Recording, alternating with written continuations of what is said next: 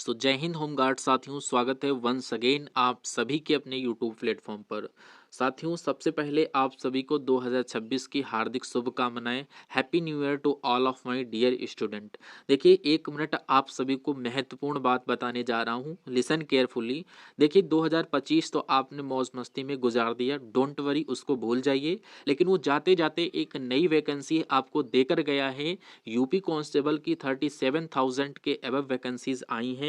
तो आप सभी को अपनी तैयारी तौर तरीके से स्टार्ट करनी है कि यूपी होमगार्ड या यूपीपी, यानी यूपी होमगार्ड या यूपी पुलिस कांस्टेबल, कहीं ना कहीं आपको एक शिफ्ट अपनी फिक्स करके ही माननी है। इतना दृढ़ संकल्प आज से अपना ठान लीजिए, टाइम टेबल बना लीजिए। और कहीं भी अगर आपको प्रॉब्लम होती है तो 24/7 मैं आपके साथ हूँ। आप कमेंट बॉक्स में बस हमसे अपनी प्रॉब्लम्स को शेयर करिएगा, मैं आपके लिए प्रॉब्लम्स के लिए तैयार हूँ। तो आप सभी को अपने दृढ़ संकल्प को, अपनी साहस को मजबूत करते हुए अपनी तैयारी को और भी ज़्यादा मुकाम पर ले जाने की कोशिश करना है। 60% तैयारी करते थे 2025 में, तो अब यहाँ पर 80-90 करने की पूरी कोशिश करिए। अगर 3 महीने आपने यहाँ पर अपना फुल एफर्ट्स लगा दिया, अगर 3 महीने आपने अपना एफर्ट्स लगा दिया, मात्र 3 महीने अपना एफर्ट्स लगा दिया, तो 3 महीने की तैयारी आपको कहीं ना कहीं एक सीट आपको जरूर दिला के जाएगी। मैं आपसे ये वादा करता हूँ। तो आप लोग मौज मस्ती से हट के अपने यार दोस्तों को उतनी देर ही बात करें जितना देर आप सभी लोग थोड़ा माइंड फ्रेश करते हैं। ज़्यादा टाइम किसी को नहीं देना है। 3 महीने के बाद आप सभी के जो दोस्त हैं, जो दुश्मन हैं, सब आपके पास आएंगे, सैल्यूट करेंगे अगर आपने नौकरी अपनी ले ली। तो बस इतनी छोटी सी बात आप सभी को ध्यान में लेकर चलना है कि इस बार अपना कहीं ना कहीं सेटलमेंट जरूर करके चलना है। आप इस बार अपने आप को बेरोजगार नहीं रहना है। भैया, आपने अगर किसी को टाइम दिया है तो वो आपका होकर ही रहा है। आप किसी को भी आप एग्जाम्पल के थ्रू सोच करके अपने माइंड में देख लीजिएगा, जिसको आप टाइम देंगे वो आपका होगा। तो उसी हिसाब से अगर आप टाइम दे रहे हैं तो आपके द्वारा की गई मेहनत कभी बेकार नहीं जाएगी, कहीं ना कहीं आपको सेटल जरूर कराएगी। इसी मोटिवेशन के साथ स्टार्ट करते हैं आज के अपने इस क्लास को। क्लास बहुत ही इंटरेस्टिंग होने वाली है। 40 क्वेश्चन आपकी एग्जाम ओरिएंटेड प्रीवियस ईयर के मैंने लेकर आया हूं। तो ये 40 क्वेश्चंस को आप लोग देखिए, एक एक क्वेश्चन आपके माइंड में स्टोर करवाने की जिम्मेदारी हमारी है। आप सभी लोग सेशन को एंड तक वॉच कर लिएगा। और जो भी स्टूडेंट हमारे पुराने कनेक्ट हो रहे हैं, बार बार मैसेज कर रहे थे सर क्लास नहीं आई, क्लास नहीं आई, तो भाई मेरे अब ऐसा कोई दिन नहीं रहेगा जिसमें मैं एक भी छुट्टी ले लूँ। आपके लिए 24/7 मैं आपके लिए तैयार रहूँगा। हर प्रत्येक दिन आपको अब अपने शेड्यूल के अकॉर्डिंग क्लासेस मिलने वाली थी। थोड़ा नेटवर्किंग प्रॉब्लम थी जो मैंने वाईफाई को लगवा दिया है, अब सब कुछ सॉल्व आउट हो गया है। अब बस मैं आपको पढ़ाने के लिए उतर आया हूँ। तो अब मैं आपके साथ हूँ। कोई भी आपको प्रॉब्लम हो हमसे शेयर करिएगा, आपको विद इन 4 या 5 मिनट के अंदर रिप्लाई मिलता है। और हम करते हैं अपने सेशन को। ये प्रैक्टिस सेट नंबर 2 होने वाला है। देखते हैं कितने स्टूडेंट इसमें 24-25 नंबर का स्कोर करते हैं। टोटल यहाँ पर क्वेश्चन 40 लिए गए हैं। 40 में से आपको कम से कम 25 क्वेश्चन सही करने हैं। जिन भी स्टूडेंट के 25 क्वेश्चन सही हो जाते हैं, समझ लीजिए आपकी तैयारी बेहतर चल रही है। तो ओके, स्टार्ट करते हैं। और आप सभी लोग अपनी अटेंडेंस लगा दीजिएगा लाइक के बटन के माध्यम से। जो भी स्टूडेंट हमसे नए कनेक्ट हो रहे हैं, चैनल को सब्सक्राइब करके साइड में बेल आइकन यानी घंटी का निशान दिख रहा होगा, उसको प्रेस कर लेना, ताकि जो भी सेशन अपलोड हो उसकी नोटिफिकेशन आप तक पहुंच सके। देखिए, फर्स्ट क्वेश्चन आपसे कह रहा है गुप्त काल में टेराकोट, यानी टेराकोट का मतलब होता है पक्की मिट्टी, यानी पक्की मिट्टी दैट मीन ईंटों से बना भीतरगांव मंदिर उत्तर प्रदेश के डैश में स्थित है। क्या चित्रकूट, कानपुर, गोरखपुर, वाराणसी? तो यहाँ पर अगर आपने right answer option number B Kanpur अगर आपने लॉक किया होगा तो बिल्कुल सही हो जाता है। ऑप्शन नंबर बी के साथ आपने अपना आंसर दिया है, बिल्कुल सही हो जाता है। मैं आपको यहाँ पर डिटेल से थोड़ा समझाने की कोशिश कर रहा हूँ। इस सेशन का मजा आपको तभी मिलेगा जब आप लोग अपने आंसर्स को हमारे साथ कमेंट बॉक्स में बताते हुए चलेंगे। देखिए, सही उत्तर आपने कानपुर को क्लिक कर दिया है। गुप्त काल में निर्मित भीतरगांव मंदिर, ये पक्की मिट्टी यानी टेराकोटा जिसको बोलते हैं, कि ईंटों से बना हुआ है। और ये उत्तर प्रदेश के कानपुर जिले में स्थित है। कहाँ पर? उत्तर प्रदेश के कानपुर डिस्ट्रिक्ट में स्थित है। कानपुर से जो भी स्टूडेंट देख रहे हैं कमेंट करिएगा। यह मंदिर गुप्त कालीन स्थापत्य कला का उत्कृष्ट उदाहरण माना माना जाता है। कहाँ का? गुप्तकालीन स्थापत्य कला का उत्कृष्ट उदाहरण माना जाता है और भारत के सबसे प्राचीन ईंटों से बने मंदिरों में से एक है। जो सबसे पहले ईंटें बनी थी वो टेराकोटा की बनी हुई होती थी, वहां का ये मंदिर ऑप्शन गांव मंदिर को ऑप्शन नंबर बी के माध्यम से लॉक किया होगा तो बिल्कुल आपका एक नंबर पक्का हो जाता है। अदर ऑप्शंस चेक कर लेते हैं क्यों गलत आपके हुए थे। देखिए चित्रकूट जो है ये स्थान धार्मिक दृष्टि से प्रसिद्ध है, लेकिन यहाँ गुप्तकालीन टेराकोटा मंदिर भीतरगांव स्थित नहीं है, इसलिए आपका ये गलत हुआ था मेरे भाई। कानपुर तो आपने सही किया क्योंकि ये भीतरगांव मंदिर कानपुर जिले में स्थित है। भीतरगांव मंदिर आपका भैया कहाँ स्थित है? फटाफट कमेंट बॉक्स में बताओ। कानपुर में स्थित है और यह गुप्तकालीन स्थापत्य कला का एक क्या है? उत्कृष्ट उदाहरण है। क्या है मेरे भाई? उत्कृष्ट उदाहरण है। अब गोरखपुर की बात की जाए तो गोरखपुर एक आधुनिक व धार्मिक नगर है, यहाँ भीतरगांव मंदिर नहीं है, तो इसलिए ये आपका गलत हो जाता है। वाराणसी की बात करें तो वाराणसी प्राचीन धार्मिक नगर है पर भीतरगांव मंदिर यहाँ कोई नहीं है, इसलिए ये आपके 3 ऑप्शन जो है गलत हो गए थे। बचा था आपका कानपुर, जो कि भीतरगांव मंदिर कानपुर जिले में स्थित है और टेराकोटा मिट्टी के ईंटों से बना हुआ मंदिर है। याद कर लीजिएगा, अगर क्वेश्चन आ जाए तो फटाक से लॉक कर दीजिएगा। नेक्स्ट क्वेश्चन कह रहा है वाराणसी के विश्वनाथ मंदिर का निर्माण डैश द्वारा किया गया था? किल्लियाबाई, हरीशचंद्र, राणोजी सिंधिया या मोरोपंत पिंगल? तो अगर ये क्वेश्चन एग्जाम में आ जाए मेरे भाई तो आप लोग राइट आंसर अगर ऑप्शन नंबर ए के साथ कर रहे होंगे रानी अहिल्याबाई होलकर, ये बिल्कुल सही आंसर हो जाता है। मैं आपको डिटेल से समझाने की कोशिश करूं तो आप समझ सकते हैं कि रानी अहिल्याबाई होलकर वाराणसी के विश्वनाथ यानी काशी विश्वनाथ जिसको बोलते हो मंदिर का वर्तमान स्वरूप मराठा शासिका रानी अहिल्याबाई होलकर द्वारा 18वीं शताब्दी जिसको बोलते हैं 1777 ईस्वी में बनवाया गया था। उन्होंने अनेक प्राचीन हिंदू मंदिरों का पुनर्निर्माण करवाया, इसलिए रानी अहिल्याबाई होलकर आपका इस क्वेश्चन का बिल्कुल करेक्ट आंसर हो जाता है। ऐसा सिंगल कोई क्वेश्चन हो अगर आपको लगे कि सर समझ में नहीं आया कमेंट बॉक्स में पूछ लेना प्लीज, मैं आपको बता दूंगा। अहिल्याबाई होलकर जो हैं ये काशी विश्वनाथ मंदिर का पुनर्निर्माण करवाई थी, तो इसलिए राइट आंसर आपने ऑप्शन नंबर ए को किया। अदर के ये जो 3 आपके एग्जाम्पल हैं हरिश्चंद्र प्राचीन राजा मंदिर निर्माण से संबंधित नहीं थे, इसलिए आपका गलत हुआ। राणोजी सिंधिया ये घेराबंदी परिषद से जुड़ी कार्य मुख्य निर्माण नहीं थी, इसलिए ये आपके 3 ऑप्शन गलत थे। बचा था रानी अहिल्याबाई होलकर काशी विश्वनाथ मंदिर का पुनर्निर्माण करवाई थी। Third number question most important देखिए, उत्तर प्रदेश की कुल आबादी भारत की आबादी का डैश प्रतिशत है? भैया कितने प्रतिशत है? अगर ये एग्जाम में आ जाए तो आप लोग 16.4% करोगे। कितना? 16.4। साथ साथ में बोलते चलो, टाइप करते चलो, 16.4% बिल्कुल करेक्ट आंसर आपका मेरे भाई हो जाएगा। अगर मैं आपको डिटेल से समझा दूं भाई, क्वेश्चन दिमाग से उतरना नहीं चाहिए। 16.4 आपने सही किया क्योंकि 2011 की जनगणना के अनुसार उत्तर प्रदेश की जनसंख्या भारत की कुल जनसंख्या का लगभग 16.49, अगर बात करें ये लगभग में 16.5 थी, जो भारत का सबसे अधिक आबादी वाला राज्य बनाती है। और यह आंकड़ा विकल्पों के करीब आपका 16.4 ऑप्शन नंबर ए आपका बिल्कुल सही आंसर हो जाता है। याद कर लीजिएगा, डिजिट वाला क्वेश्चन कंफ्यूज कर देता है मेरे भाई।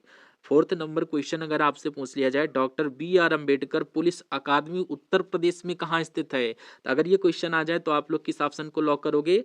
ऑप्शन नंबर बी मुरादाबाद में स्थित है। मुरादाबाद आपके क्वेश्चन का बिल्कुल करेक्ट आंसर हो जाता है। मैं आपको समझाने की कोशिश करता हूँ। Doctor B R. अंबेडकर पुलिस अकादमी मुरादाबाद में स्थित है। यह पुलिस प्रशिक्षण और सुधार कार्यक्रमों के लिए उत्तर प्रदेश की प्रमुख क्या है? एक संस्था है। आपका right answer option number B बिल्कुल करेक्ट आंसर हो जाता है। जहां आप सभी के सिलेक्शन होने के बाद मेरे भाई जो तैयारी होती है जिसको ट्रेनिंग बोलते हो वो इन्हीं कॉलेजों और इन्हीं प्रशिक्षण केंद्रों में होती है, इसलिए आपको याद कर लेना है। नेक्स्ट क्वेश्चन देखिए आपकी स्क्रीन पर, कह रहा गोदान द्वारा लिखा गया। गोदान भैया किसके द्वारा लिखा गया है? गोदान इसके आगे डैश कर लेना, द्वारा लिखा गया, ऐसे क्वेश्चन पूछा जाएगा। तो बात करें कालिदास, मुंशी प्रेमचंद, महादेवी वर्मा, किशन लाल शर्मा, तो यहाँ पर आपने मुंशी प्रेमचंद को आंखें बंद करके राइट आंसर लगा भी दिया होगा और हमारे साथ आंसर भी कर रहे होंगे। तो थोड़ा मैं गोदान को समझा देता हूँ क्योंकि ये क्वेश्चन थोड़ा रिपीट ज्यादा हुआ है, तो इसलिए आपको समझने की जरूरत है। गोदान क्या है?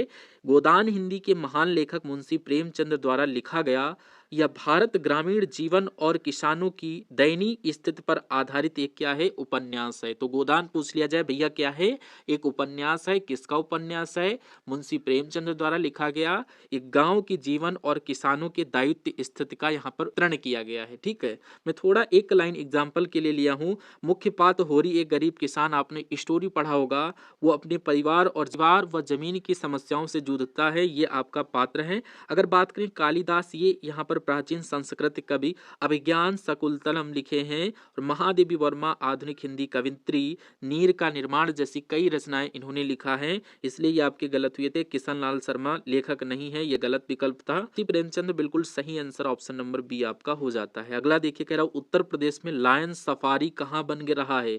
उत्तर प्रदेश में अगर बात की जाए लायन सफारी कहाँ बन रहा है, 7 नंबर क्वेश्चन पूछा जा रहा है। तो ये आपका कहाँ, इटावा में भैया बन रहा है। इटावा ऑप्शन नंबर बी में दिया गया है, बिल्कुल सही हो जाता है। थोड़ा समझा देता हूँ। उत्तर प्रदेश में लायन सफारी अब इटावा सफारी पार्क यानी आ गया है, इटावा में बन रहा है यानी स्थित है, जो एशिया का सबसे बड़ा ड्राइव थ्रू वन्य जीव सफारी पार्क है। और एशियाई शेरों के प्रजनन के साथ साथ अन्य वन्य जीवों को देखने की सुविधा यहाँ पर प्रदान करवाता है। तो इसलिए आपको राइट आंसर क्या कर देना है, इटावा भैया कर देना है। इटावा से जो भी स्टूडेंट हमें वॉच कर रहे हैं, फटाफट कमेंट बॉक्स में अपना डिस्ट्रिक्ट, अपना नाम जरूर बताइए। नेक्स्ट कह रहा है ताज एक्सप्रेस वे किन शहरों को जोड़ता है। मोस्ट इंपॉर्टेंट क्वेश्चन है। आगरा लखनऊ, आगरा कन्नौज, आगरा ग्रेटर नोएडा और आगरा ग्वालियर। तो यहाँ पर आपको आगरा ग्रेटर नोएडा को लॉक कर देना है, ऑप्शन नंबर सी। अगर आपने लॉक किया है भाई मेरे, तो बिल्कुल सही हो जाता है। थोड़ा मैं आपको समझा देता हूँ। देखिए आगरा ग्रेटर नोएडा जो है, ये ताज एक्सप्रेस वे उत्तर प्रदेश में आगरा और ग्रेटर नोएडा को जोड़ता है। ये तेज और सुरक्षित यात्रा के लिए आधुनिक हाईवे है, जिसको आप लोग हाईवे बोलते हैं। अगर कोई दिल्ली से आगरा जल्दी पहुंचना चाहता है तो ग्रेटर नोएडा होते हुए ताज एक्सप्रेस वे सबसे तेज मार्ग है, यहां से होकर के आप पहुंच सकते हैं डायरेक्ट। अदर ऑप्शंस में आगरा लखनऊ जो कि गलत है, यह मार्ग अलग है। यमुना एक्सप्रेसवे प्लस अन्य हाईवे थे। और आगरा कन्नौज जो कि आगरा ग्वालियर, ये विकल्प सही नहीं है। इसलिए आगरा ग्रेटर नोएडा आपका बिल्कुल राइट आंसर मेरे भाई बन जाता है। अगला क्वेश्चन देखिए, निम्न में से कौन सी भाषा उत्तर प्रदेश की दूसरी राज्य भाषा है। पहली तो आपकी क्या है, हिंदी है, और दूसरी मेरे भाई यहाँ पर क्या है, उर्दू है। तो उर्दू ऑप्शन नंबर सी आपका बिल्कुल सही आंसर हो जाता है। थोड़ा मैं आपको बता दूं, देखो उत्तर प्रदेश की मुख्य भाषा मैंने आपको बताई हिंदी है, जबकि उर्दू को दूसरी राज्य भाषा का दर्जा प्राप्त है, या सांस्कृतिक और ऐतिहासिक कारणों से है। एग्जाम्पल जैसे कि आप समझ सकते हैं, सरकारी कामकाज और शिक्षा में हिंदी मुख्य भाषा है, लेकिन कुछ जिलों में उर्दू माध्यम की स्कूलें और सरकारी नोटिस भी जारी होती हैं। अंग्रेजी सहायक भाषा राज्य भाषा नहीं है। भोजपुरी लोकप्रिय बोली लेकिन आधिकारिक राज्य भाषा नहीं है। हिंदी आपकी मुख्य राज्य भाषा है। तो इस क्रम में आपकी दूसरी भाषा जो है ऑप्शन नंबर सी उर्दू हो जाती है। अगला क्वेश्चन, निम्न में से कौन सा राज्य उत्तर प्रदेश का सीमावर्ती राज्य है। पंजाब, पश्चिम बंगाल या आंध्र प्रदेश। तो आपने I hope right answer option number ए को लॉक किया होगा। ये राज्य उत्तर प्रदेश का सीमावर्ती राज्य राजस्थान हो जाता है। कैसे है मैं आपको बता दूं, देखिए उत्तर प्रदेश के पश्चिम और दक्षिण पश्चिम में राजस्थान स्थित है, जो इसके सीमावर्ती राज्य हैं। और अगर एग्जाम्पल के थ्रू मैं आपको समझाऊं, एग्जाम्पल के थ्रू मैं अगर आपको समझाने की कोशिश करूं, तो आप लोग यहाँ पर समझ सकते हैं, अगर कोई यूपी के फिरोजाबाद या मथुरा जिलों से राजस्थान की ओर जाए तो वह सीधे राजस्थान में पहुंचता है। तो इस क्रम में एग्जाम्पल के थ्रू आप समझते होंगे तो बिल्कुल इजी लग रहा होगा। अदर ऑप्शन में पंजाब जो कि यूपी के साथ समवर्ती नहीं है, पश्चिम बंगाल यूपी के पूर्व में नहीं है, आंध्र प्रदेश यूपी से बहुत दूर दक्षिण में है। तो इस क्रम में right answer Rajasthan option number ए आपका सही हो जाता है। कह रहा है निम्नलिखित में से कौन से स्थान पर कुंभ मेला नहीं होता है। अगर ये क्वेश्चन आपके एग्जाम में आ जाए, आप सभी को पता होगा कुंभ मेला कहाँ होता है, सभी को पता है इलाहाबाद, जिसको वर्तमान में प्रयागराज कहते हैं, उज्जैन, हरिद्वार, वाराणसी। तो अगर हम लोग बात करें निम्नलिखित में से कौन से स्थान पर कुंभ मेला नहीं लगता है, ना है वाराणसी। आपको आंखें बंद करके लॉक कर देना ऑप्शन नंबर डी के साथ। अगर मैं बात करूं वाराणसी की, तो कुंभ मेला केवल 4 प्रमुख स्थलों पर आयोजित होता है, जो कि यहाँ पर समझ सकते हैं प्रयागराज जिसका पुराना नाम इलाहाबाद, ये संगम पर महाकुंभ लगता है, हरिद्वार जो कि गंगा तट पर कुंभ लगता है, उज्जैन उज्जैन, मेला महाकालेश्वर के पास और नासिक गंगा गोदावरी संगम पर। वाराणसी में कुंभ मेला आयोजित नहीं होता, इसलिए ये आपका गलत हुआ। Right answer option number D Varanasi को चूज करने वाले मेरे प्यारे स्टूडेंट बिल्कुल सही करते हैं। नेक्स्ट क्वेश्चन देखिए, उत्तर प्रदेश में कितने प्रशासकीय मंडल हैं? मोस्ट इंपॉर्टेंट है, प्रदेश में कितने प्रशासकीय मंडल हैं? आप लोग फटाफट कमेंट करके बताओ, ये थोड़ा कंफ्यूजन कर सकता है। ये प्रशासनिक होना चाहिए, तो अगर मैं बात करूं तो यहाँ पर 18 करेक्ट आंसर हो जाएगा, ऑप्शन नंबर ए 18 यहाँ पर हो जाता है बिल्कुल सही आंसर आप सभी के क्वेश्चन का। तो उत्तर प्रदेश को अगर प्रशासनिक मंडलों में डिवीजन में बांटा गया है तो यह राज्य प्रशासन को संगठित और सुचारू रूप से चलाने में मदद करता है। अगर मैं बात करूं ये 18 मंडल, तो यहाँ पर कानपुर, लखनऊ, मेरठ मंडल में सबसे ज्यादा जिले सम्मिलित हैं। हर मंडल के अंतर्गत कई जिले आते हैं जो विकास और प्रशासनिक कामकाज को संभालने का काम करते हैं। तो इस क्रम में राइट आंसर ऑप्शन नंबर ए मेरे भाई आप सभी का सही हो जाता है। अगर मैं 12 नंबर क्वेश्चन की बात करूं, उत्तर प्रदेश के मुख्यमंत्री श्री अखिलेश यादव किस राजनीतिक दल से संबंधित हैं? अगर ये क्वेश्चन आप सभी को आता है फटाफट कमेंट बॉक्स में बताओ। तो यहाँ पर आपका right answer option number D Samajwadi party को लॉक करने वाले स्टूडेंट मेरे प्यारे सही हो जाते हैं। अगर मैं थोड़ा सा इसको डिटेल से समझाने की कोशिश करूं तो समझ लीजिए, उत्तर प्रदेश के मुख्यमंत्री श्री अखिलेश यादव समाजवादी पार्टी यानी एसपी से संबंधित हैं। यह पार्टी उत्तर प्रदेश की प्रमुख राजनीतिक पार्टी है। एग्जाम्पल के थ्रू मैं आपको बताऊं, समाजवादी पार्टी ने पिछड़ों और किसानों के लिए कई योजनाएं लागू की। अखिलेश यादव ने यूपी में सड़क और शिक्षा, युवाओं के लिए रोजगार जैसी योजनाएं स्टार्ट की। तो अगर ये क्वेश्चन आपके एग्जाम में आ जाए तो आप लोग ऑप्शन नंबर डी को लॉक कर दीजिएगा। उत्तर प्रदेश का राज्य पशु कौन सा है? मैं आपको बताना नहीं चाहूंगा, इस क्वेश्चन का राइट आंसर कमेंट बॉक्स में करना है। ये क्वेश्चन कई बार रिपीट हुआ है और आप सभी को याद होना चाहिए, राज्य पशु कौन सा है? फटाफट कमेंट बॉक्स में हमें बताओ। कह रहा है उत्तर प्रदेश सरकार के राजस्व मंत्री कौन है? मोस्ट इंपॉर्टेंट क्वेश्चन है। 15 नंबर क्वेश्चन अगर आपसे पूछ लिया जाए तो भैया आप सभी को बताना है यहाँ पर उत्तर प्रदेश सरकार के राजस्व मंत्री कौन है? तो यहाँ पर ये ओम प्रकाश सिंह, बलराम यादव, शिवपाल सिंह यादव या अहमद हसन में से कोई नहीं होगा। ये विकल्प आपके सभी गलत दिए गए हैं। राइट आंसर आपका क्या होगा मैं आपको बता दूं।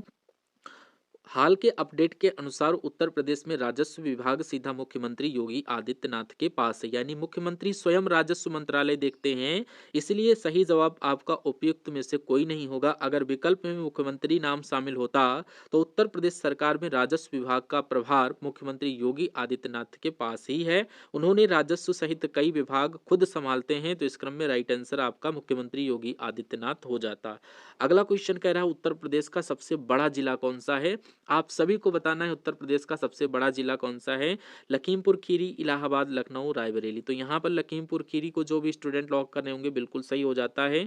कौन कौन स्टूडेंट यहाँ पर कहाँ से देख रहे हैं इस सेशन को, आप लोग अपने कमेंट बॉक्स में सभी लोग अपना नाम और अपने डिस्ट्रिक्ट का नाम जरूर लिखिएगा। लखीमपुर खीरी ऑप्शन नंबर ए में दिया गया था, जो कि उत्तर प्रदेश का सबसे बड़ा जिला क्षेत्रफल के हिसाब से लखीमपुर खीरी माना जाता है। तो राइट आंसर ऑप्शन नंबर ए आपका सही भी हो जाता है। अगला क्वेश्चन देखिए, इसे उत्तर प्रदेश के किस शहर में भारतीय प्रौद्योगिकी संस्थान उपस्थित है या अवस्थित है? तो अगर ये क्वेश्चन आ जाए तो इलाहाबाद, बरेली, लखनऊ, कानपुर में से आपका correct answer Kanpur option number D जो भी स्टूडेंट हमारे साथ कर रहे होंगे बिल्कुल सही हो जाता है। क्लास की क्वालिटी, कंटेंट आपको कैसा लग रहा है एक बार क्लास और होने से पहले जरूर बताना और अपने स्कोर कार्ड को ध्यान में रखते हुए चलना कि कितने क्वेश्चन आपने सही किए हैं।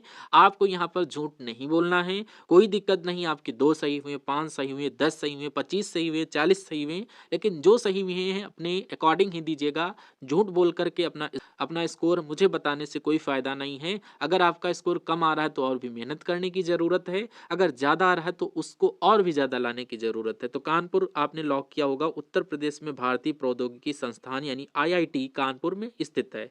ये भारत के प्रमुख इंजीनियरिंग और तकनीकी शिक्षा केंद्रों में से एक है। अगर एग्जाम्पल के थ्रू मैं बात करूं, आईआईटी कानपुर में इलेक्ट्रॉनिक्स, कंप्यूटर साइंस और मैकेनिकल इंजीनियरिंग के लिए उच्च शिक्षा दी जाती है। यह संस्थान भारत और विदेशों में अपने शोध और तकनीकी नवाचार के लिए प्रसिद्ध है। तो right answer option number D बिल्कुल सही आंसर हो जाता है। 18 नंबर क्वेश्चन आपकी स्क्रीन पर देखिए, कह रहा है निम्न सांस्कृतिक कार्यक्रमों में से उत्तर प्रदेश की विशेषता का कौन नहीं है? यह आपको बताना है।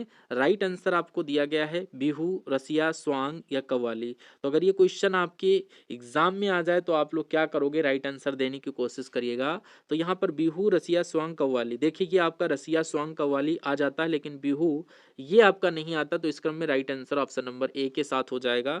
देखिए बिहू असम का प्रमुख लोक उत्सव है। क्या है? लोक उत्सव है। उत्तर प्रदेश सांस्कृतिक विशेषताएं जो है रसिया, बुंदेलखंड क्षेत्र का पारंपरिक लोकगीत और नृत्य है, और स्वांग ग्रामीण क्षेत्रों में पारंपरिक नाट्य एवं रंगमंच है। अगर कव्वाली की बात करें, सूफी संगीत का लोकप्रिय रूप खासकर लखनऊ और वाराणसी में है। तो इस क्रम में प्रमुख उत्तर प्रदेश के त्योहार और मेलों में स्वांग और कव्वाली का प्रदर्शन आम है, लेकिन बिहू केवल असम में ही मनाया जाता है, इसलिए राइट आंसर आपका ऑप्शन नंबर ए बिहू आपका सही हो जाता है। नेक्स्ट क्वेश्चन कह रहा है उत्तर प्रदेश में लगभग 18 प्रशासनिक मंडल हैं, लेकिन नीचे उल्लेख किए गए 4 मंडलों में से एक गलत मंडल को शामिल किया गया है, उसे पहचानिए। ऐसे भी क्वेश्चन आपसे पूछा जा सकता है। अगर ये क्वेश्चन आ जाए तो बताओ भैया उत्तर प्रदेश में लगभग 18 प्रशासनिक मंडल हैं, लेकिन नीचे उल्लेख किए गए 4 मंडलों में से एक गलत है, वो आप लोग यहाँ से पहचानने की कोशिश करिए। सहारनपुर मंडल, गाजियाबाद मंडल, चित्रकूट मंडल या आजमगढ़ मंडल। तो अगर ये क्वेश्चन आपके एग्जाम में आ जाए तो आप लोग को आंखें मूंद करके गाजियाबाद मंडल क्या है, ये गलत मंडल यहाँ पर शामिल हुआ है। मैं आपको डिटेल से समझा दूं। दिए गए विकल्प ऑप्शन नंबर बी गाजियाबाद मंडल गलत है, क्योंकि उत्तर प्रदेश में 18 मंडल हैं और गाजियाबाद कोई मंडल नहीं है बल्कि एक जिला है जो मेरठ के अंतर्गत आता है, जबकि सहारनपुर, चित्रकूट और आजमगढ़ वैध मंडल हैं, यानी कि हैं जो प्रशासनिक इकाइयों के रूप में मौजूद हैं। सही मंडल सहारनपुर, चित्रकूट और चित्रकूट धाम जिसको बोलते हो आजमगढ़। गलत विकल्प आपका गाजियाबाद मेरठ मंडल का एक जिला है। उत्तर प्रदेश के 18 मंडल इस प्रकार हैं, देखिए आगरा, अलीगढ़, अयोध्या, आजमगढ़, बरेली, चित्रकूट, देवी पाटन, गोरखपुर, झांसी, कानपुर, लखनऊ, मेरठ, मिर्जापुर, मुरादाबाद, प्रयागराज, सहारनपुर और वाराणसी। तो आपको ये 18 मंडल याद कर लेना है, मोस्ट इंपॉर्टेंट है, इसीलिए मैंने यहाँ पर लिख भी दिया है। 20 नंबर क्वेश्चन कह रहा है उत्तर प्रदेश में आयकर आयुक्त का पद सेवा में किसके बराबर है? जिला मजिस्ट्रेट या अपर सचिव, संभागीय संयुक्त या ओवर सचिव। तो अगर ये क्वेश्चन आपके एग्जाम में आ जाए तो आप लोग क्या करेंगे, ये आपके क्वेश्चन आ जाए तो यहाँ पर आपको ऑप्शन नंबर सी संभागीय आयुक्त या सचिव को लॉक कर देना है। ऑप्शन नंबर सी को जो भी स्टूडेंट लॉक करेंगे बिल्कुल सही हो जाता। मैं थोड़ा डिटेल से समझा दूं। देखिए उत्तर प्रदेश में जो आयकर आयुक्त यानी इनकम टैक्स कमिश्नर का पद सेवा में संभागीय आयुक्त या सचिव, डिवीजन कमिश्नर और सेक्रेटरी के समक्ष माना जाता है, क्योंकि दोनों ही अपने अपने क्षेत्र यानी मंडल या विभाग में बड़े प्रशासनिक और राजस्व अधिकार रखते हैं। हालांकि भूमिकाएं अलग होती हैं, इसलिए राइट आंसर संभागीय आयुक्त या सचिव बिल्कुल सही, ऑप्शन नंबर सी बिल्कुल राइट हो जाता है। नेक्स्ट क्वेश्चन कह रहा है उत्तर प्रदेश में पुलिस रेंजों की संख्या कितनी है? प्रत्येक में 2 से 4 जिले सम्मिलित हैं, तो यहाँ पर आपको राइट आंसर किस ऑप्शन के साथ देना है? 18, 8, 75 या 73। तो यहाँ पर 18 राइट आंसर, ऑप्शन नंबर ए जो भी स्टूडेंट करेंगे बिल्कुल सही हो जाएगा। एक बार क्लास की क्वालिटी कंटेंट आपको बताना है, कैसा लग रहा है, क्लास समझ में आ रही है या नहीं, फीडबैक के माध्यम से जरूर बताइएगा। सही उत्तर 18 है। उत्तर प्रदेश राज्य में कुल 18 पुलिस रेंज हैं। प्रत्येक रेंज का नेतृत्व पुलिस महानिरीक्षक या पुलिस उप महानिरीक्षक रैंक का एक अधिकारी करता है। प्रत्येक पुलिस रेंज का गठन लगभग 2 से 4 जिलों द्वारा किया जाता है। तो इस क्रम में राइट आंसर 18 आपका बिल्कुल सही हो जाता, जो कि ऑप्शन नंबर ए में दिया गया था। नेक्स्ट क्वेश्चन कह रहा है इलाहाबाद में प्रत्येक वर्ष में 2 से 7 फरवरी तक पर्यटन विभाग सांस्कृतिक और प्राकृतिक विरासत के माध्यम से एक उत्सव का आयोजन करता है। यह है लोक महोत्सव या सांस्कृतिक महोत्सव, योग महोत्सव, होली महोत्सव। तो इसमें आपको करेक्ट आंसर आपको बताना है ये कौन सा महोत्सव है। फटाफट करेक्ट आंसर हमें आप लोग कमेंट बॉक्स में दीजिए। ये भैया एक लोक नृत्य महोत्सव होता है, जो कि ऑप्शन नंबर ए बिल्कुल सही हो जाता है। ऑप्शन नंबर ए को लॉक करने वाले अपने प्यारे स्टूडेंट सही करते हैं। थोड़ा समझ लीजिए, कह रहा है इलाहाबाद जिसका नाम अब प्रयागराज है में 2 से 7 फरवरी तक पर्यटन विभाग द्वारा सांस्कृतिक और प्राकृतिक विरासत को प्रदर्शित करने वाला उत्सव लोक नृत्य महोत्सव, जिसको फोल्क डांस फेस्टिवल कहते हैं, जो क्षेत्र की समृद्ध लोक परंपराओं और संस्कृति को उजागर करता है, जो कि ऑप्शन नंबर ए में दिया गया था, अपना बिल्कुल सही आंसर हो जाता है। अगला क्वेश्चन कह रहा है देखिए उत्तर प्रदेश में आयकर विभाग के अपर आयुक्त का पद पुलिस सेवा में डैश के समान होता है? डीआईजी, आईजी, एसपी या सीनियर एसपी। तो यहाँ पर आपको राइट आंसर किस ऑप्शन के साथ देना है, तो आईजी के साथ देना है। ऑप्शन नंबर बी बिल्कुल सही हो जाता है। आईजी का फुल फॉर्म फटाफट कमेंट बॉक्स में दीजिए। उत्तर प्रदेश में आयकर विभाग के अपर आयुक्त यानी कि additional commissioner of income tax का पद पुलिस सेवा में आईजी पुलिस महानिरीक्षक यानी इंस्पेक्टर जनरल ऑफ पुलिस के पद के बराबर माना जाता है, क्योंकि दोनों पदों पर जिम्मेदारी और पदानुक्रम का स्तर लगभग समान ही रहता है। इस क्रम में राइट आंसर अगर आपने आईजी को किया है तो बिल्कुल सही हो जाता है। नेक्स्ट क्वेश्चन, इसमें से कौन सा उत्तर प्रदेश का पारंपरिक शिल्प नहीं है, जबरदोजी, चिकनकारी या संगमरमर जड़ना। तो यहाँ पर आपको थोड़ा याद कर लेना है, ये कांथा टांके ये आपका गलत विकल्प दिया गया, यानी पारंपरिक शिल्प में नहीं है, तो इसलिए राइट आंसर ऑप्शन नंबर ए हो जाता है। थोड़ा समझा दूं, कांथा टांके पश्चिम बंगाल और बिहार का पारंपरिक कढ़ाई शिल्प है, उत्तर प्रदेश की विशेषता नहीं है। उत्तर प्रदेश के पारंपरिक शिल्प जो हैं, जारदोजी लखनऊ की मशहूर कढ़ाई कला है, चिकनकारी लखनऊ का पारंपरिक हाथ की कढ़ाई है, और संगमरमर जड़ना आगरा में ये आपका पत्थर पर जड़ाई का शिल्प है। उत्तर प्रदेश में शादी और त्योहारों के कपड़े पर अक्सर चिकनकारियां और दरदोजी काम किया जाता है, जो कि आपका राइट आंसर ऑप्शन नंबर ए आपका कांथा टाके शिल्प में नहीं है, सही हो जाता है। नेक्स्ट क्वेश्चन कर एक भारतीय प्रबंधन संस्थान यूपी में है, यह डैश में स्थित है, इलाहाबाद, वाराणसी या फिर लखनऊ, कानपुर। तो यहाँ पर आपको लखनऊ याद कर लेना है। ये किस लिए प्रसिद्ध है मैं आपको बता दूं कहाँ स्थित है। देखिए यहाँ पर उत्तर प्रदेश में स्थित भारतीय प्रबंधन संस्थान आईआईएम लखनऊ में है। यह संस्थान प्रबंधक शिक्षा और शोध के लिए प्रसिद्ध है। एग्जाम्पल के थ्रू बता दूं, आईआईएम लखनऊ में एमबीए यानी कि एक्स2 एमबीए और पीएचडी प्रोग्राम उपलब्ध है। ये संस्थान राष्ट्रीय और अंतर्राष्ट्रीय स्तर पर प्रबंधन शिक्षा में अग्रणी है। तो इस क्रम में इलाहाबाद आईआईटी विश्वविद्यालय है, वाराणसी का बीएचयू हो गया, कानपुर का आईआईटी हो गया। तो इस क्रम में ऑप्शन नंबर डी बिल्कुल सही आंसर आपका हो जाता है, लखनऊ। नेक्स्ट क्वेश्चन, उत्तर प्रदेश सरकार का संवैधानिक प्रमुख कौन होता है। मोस्ट इंपॉर्टेंट क्वेश्चन है। मंत्री परिषद, मुख्यमंत्री, राज्यपाल, विधानसभा के अध्यक्ष। तो अगर ये क्वेश्चन आपके एग्जाम में आ जाए तो राज्यपाल ऑप्शन नंबर सी के साथ आपको लॉक करके आपको एक्सप्लेन कर देना है। एक्सप्लेनेशन से आपको अदर क्वेश्चन तैयार हो जाते हैं। उत्तर प्रदेश सरकार का संवैधानिक प्रमुख राज्यपाल यानी गवर्नर होता है, जो राज्य का कार्यकारी प्रमुख भी होता है और मंत्री परिषद की सलाह पर कार्य करता है, वर्क करता है। हालांकि राज्य का वास्तविक मुखिया मुख्यमंत्री होता है, लेकिन सही विकल्प आपका राज्यपाल आपका ऑप्शन नंबर सी में दिया गया था, जो कि करेक्ट हो जाता है। नेक्स्ट क्वेश्चन आपसे पूछा जा रहा है, राष्ट्रीय साक्षरता मिशन का आरंभ निम्नलिखित में से किस वर्ष किया गया। 1990, 1984, 1960 या 1988। नहीं समझ पाए, 1990, 1984, 1960 या 1988। तो यहाँ पर ये डेट आपको right answer option number D वाली याद कर लेना, 1988 ये आपका वर्ष किया गया था मिशन, यानी कि राष्ट्रीय साक्षरता मिशन का आरंभ 1988 में किया गया था। देखिए राष्ट्रीय साक्षरता मिशन, जिसको नेशनल लिटरेसी मिशन यानी कि एनएलएम का आरंभ यहाँ पर 1988 में किया गया था, जिसका उद्देश्य 15 से 35 आयु वर्ग के निरक्षर लोगों को कार्यात्मक साक्षरता प्रदान करना, साक्षरता को मिटाना था। इसलिए सही विकल्प ऑप्शन नंबर डी दिया गया था। स्थापना अगर करें तो 5 मई 1988 को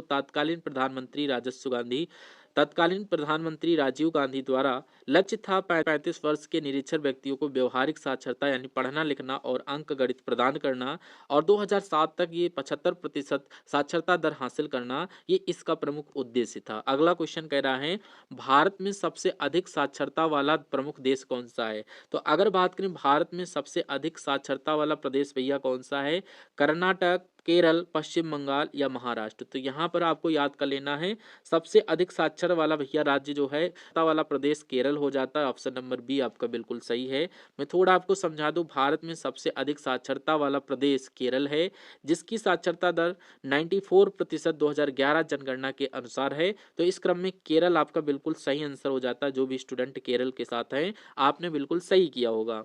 अगला क्वेश्चन कह रहा है, उत्तर प्रदेश ने हाल ही में किस क्षेत्र में PMJAY के कार्यान्वयन के लिए 2023 में पुरस्कार प्राप्त किया है। क्या यहाँ पर उद्योग, स्वास्थ्य सेवा, शिक्षा या कृषि। तो फटाफट आप लोग अगर इस क्वेश्चन का राइट आंसर जानते हैं तो हमें कमेंट बॉक्स में आंसर जरूर करिए प्लीज, आपसे यहाँ पर रिक्वेस्ट है। तो यहाँ पर आपने right answer option number B स्वास्थ्य सेवा को लॉक किया होगा। ऑप्शन नंबर बी बिल्कुल सही आंसर हो जाता है। थोड़ा मैं आपको बता दूं, प्रदेश ने PMJAY प्रधानमंत्री जन आरोग्य योजना के कार्यान्वयन में उत्कृष्ट प्रदर्शन के लिए लिए 2023 में स्वास्थ्य सेवा हेल्थ केयर क्षेत्र में पुरस्कार जीता है। इस क्रम में अगर राइट आंसर आपने ऑप्शन नंबर के साथ लॉक किया है तो बिल्कुल सही आंसर आपका हो जाता है। थोड़ा मैं आपको नेक्स्ट क्वेश्चन की बात बताऊं तो कह रहा उत्तर प्रदेश राजस्व संहिता 2006 में सबसे पहले किस शासनादेश के तहत संशोधन किया गया था? 1918 या फिर यूपी डॉट 2015 यानी कि 2015 का 1881। तो यहाँ पर आपने यूपी डॉट 2015 का अध्यादेश क्रम 4 बिल्कुल सही आंसर आपका हो जाता है।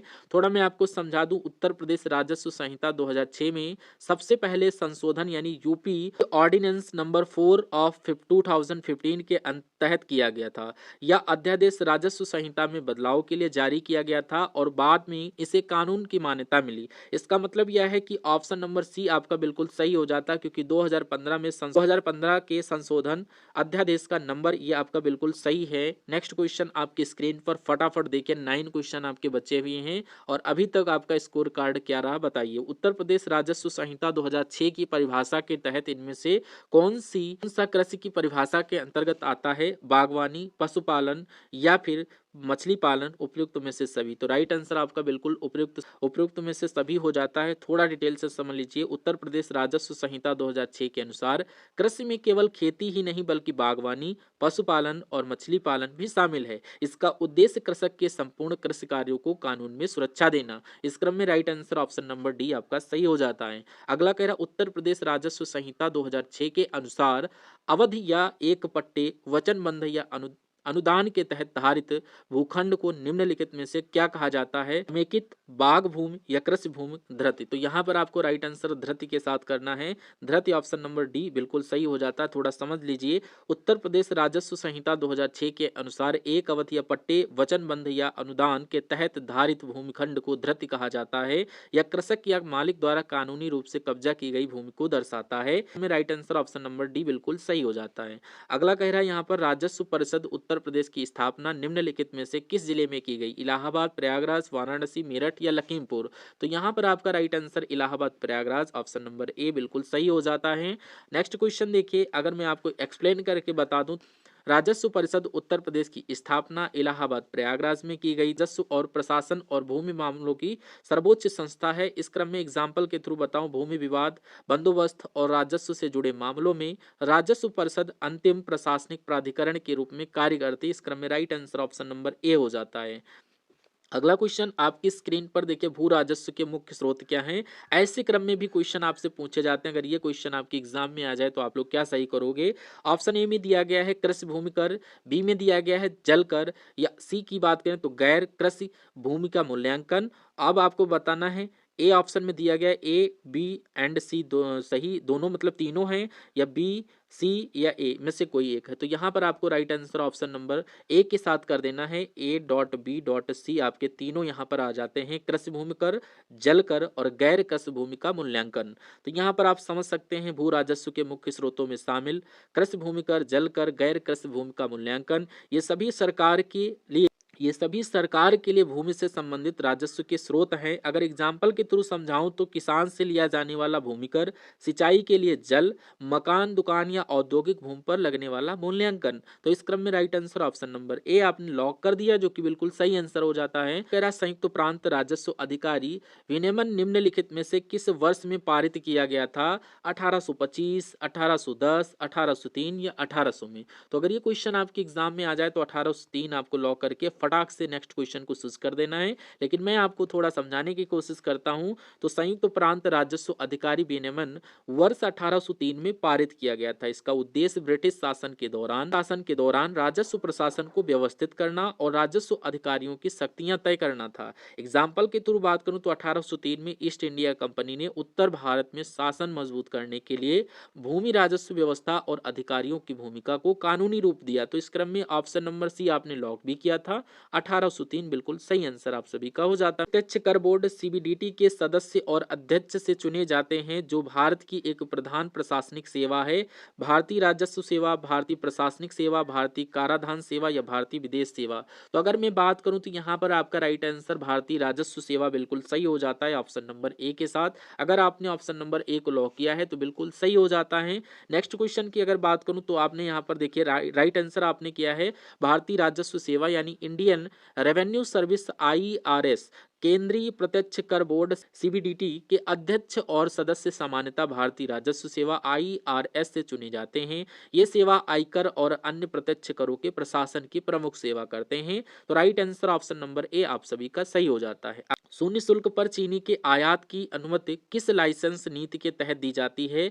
मोस्ट इंपॉर्टेंट क्वेश्चन है, आपको कंफ्यूज कर रहा होगा मेरे भाई, लेकिन आपके एग्जाम के लिए मोस्ट इंपॉर्टेंट है, तो आप लोग इसको देखिए और राइट आंसर बताने की कोशिश करिए। सामान्य लाइसेंस, निर्यात और आयात लाइसेंस, विदेशी मुद्रा नीति या खुला सामान्य लाइसेंस। तो ये आपका शून्य शुल्क पर चीनी के आयात की अनुमति के लिए लाइसेंस ये खुला सामान्य लाइसेंस होता है। ऑप्शन नंबर डी आपका बिल्कुल सही हो जाता है।